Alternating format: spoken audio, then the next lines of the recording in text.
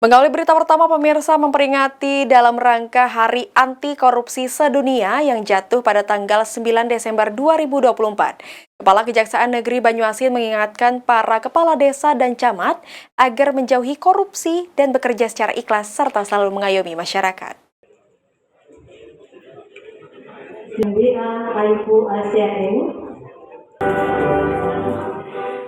Hari Anti Korupsi yang jatuh pada tanggal 9 Desember 2024, Kajari Banyuasin memberikan arahan kepada kepala desa dan camat se-Kabupaten Banyuasin di ruang auditorium pemerintah Kabupaten Banyuasin.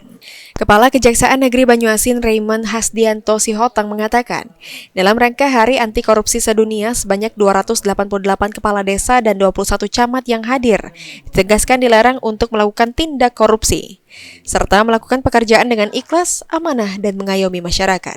Tadi Hari Anti Korupsi Sedunia tadi saya sudah memberikan penyuluhan hukum ya kepada sekitar kurang lebih 288 kepala desa bahwa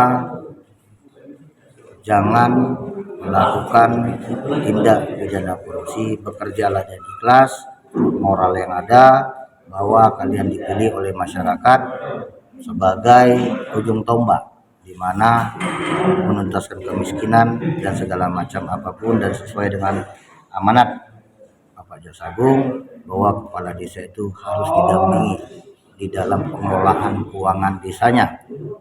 Didampingi di dalam pengelolaan, bukan bersama-sama ya untuk mengelola keuangan, didampingi ya itu.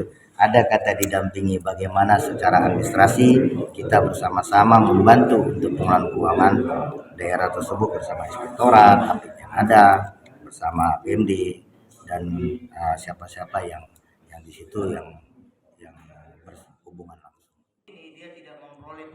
Raymond Hasdianto Sihotang juga mengatakan sesuai amanat Jaksa Agung, kepala desa harus didampingi secara administrasi dalam pengelolaan dana desa bersama OPD terkait lainnya.